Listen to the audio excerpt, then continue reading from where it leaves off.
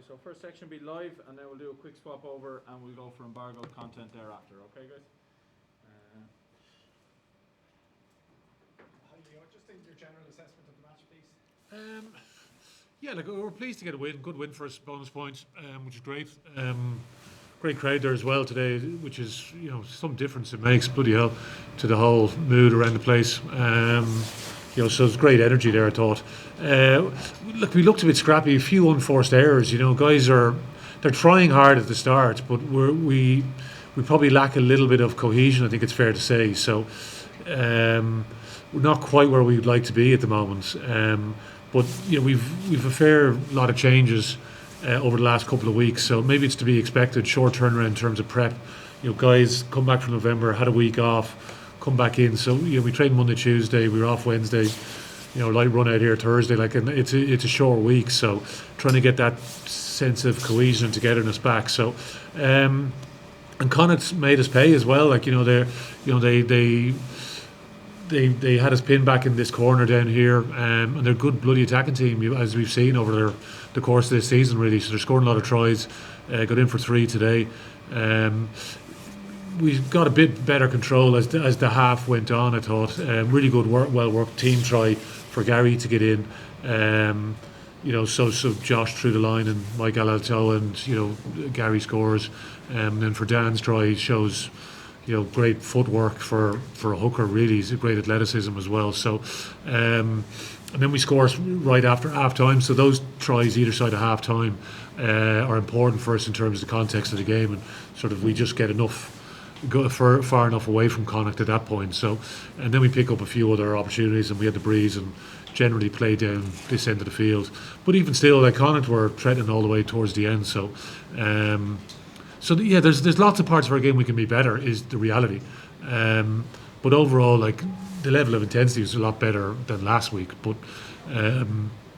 we still, I think we've a fair bit to go. So that's the exciting part for us. And for us, just trying to get excited now about the next couple of weeks back into Europe, and Bath down in the Aviv, and hopefully with a big crowd down there, and we could try and kick on.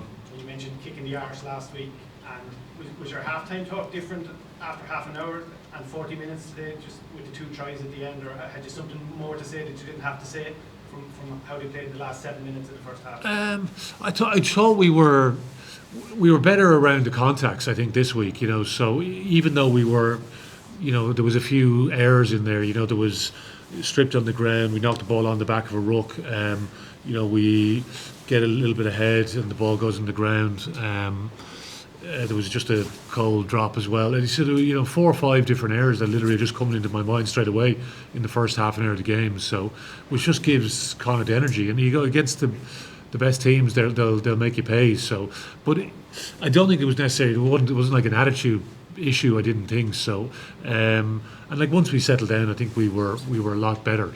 So, but that's just a bit of time. I think it's just getting a bit of time and getting used to each other again, because the season is unusual in the fact that you have that month break, and so it's just trying to build that bit of momentum now. So definitely better. Again, it's a massive 2 weeks for us now. So Bath and Montpellier.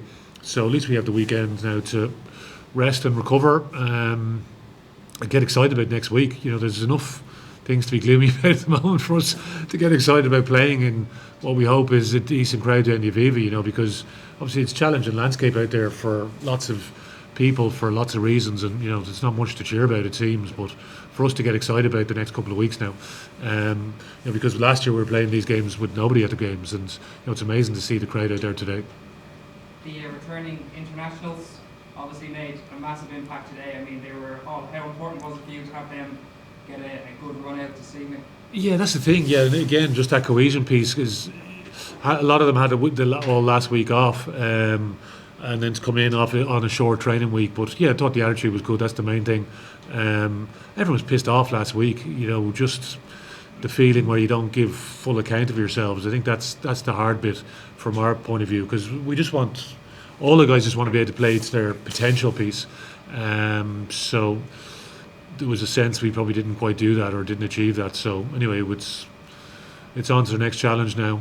For us, it was better, but we still have lots of bits to work on, and just for the group to get excited by Bath now. So.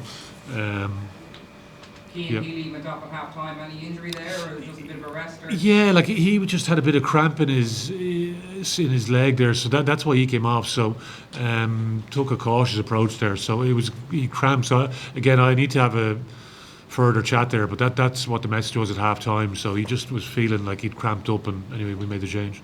What are you going to work on then this week with Bath on next Saturday? Anything in particular that you're going to focus on training this week? Probably just our overall accuracy, really, and our timing and understanding. So, like, I think those habits get formed on the training field. So it's important that we work hard at training.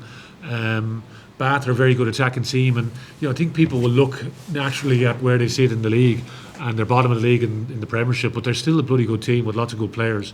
They've been unlucky in lots of games they played this year, and they have a lot of quality throughout their team. So just making sure we understand the threats that they have. They're playing a lot more expansive game than they probably have in previous seasons. So they'll come here with nothing to lose. Just the format of Europe, making sure that we're battling out for every single point out there is going to be the important bit. So just making sure we understand and prepare properly next week to give us best chance at the weekend. Final one for me, if it's okay. There was no kicks from penalties today. It was kick for the corner in pretty much every opportunity, I think. Was that something that you had thought about coming into the game? You were going to go for the jugular anytime you could? Not specifically, not that we talked about, no. So the guys just got to get the feel for it out there. So it was good. I thought good rewards for some brave decisions probably out there. How important were the scores on either side of half time, or those sort of pivotal scores for this? Yeah, no, definitely, yeah. So I thought Dan was excellent in terms of taking his opportunity, and then there's a good set piece move that worked well. So Jordan Larman finished it well. So 2 good tries for us, as you say, because it's an important moment in the game. 14 points either side of half time, which just changes the complexion of the game pretty quickly. It is difficult now to pick a team for next week with with the choices you have with that squad. Yeah, and that's the thing we want. We want to create that healthy competition, and we know there's a certain risk with that because you chop and change the team a fair bit.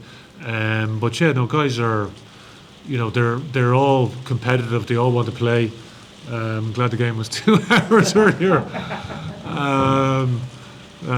But yeah, no, it's a competitive group that all want to play, and yeah, there'll be some tough selection calls for us now. Okay, guys, we'll do a quick swap over, please. Live section done, and we'll go into the embargo section now, please.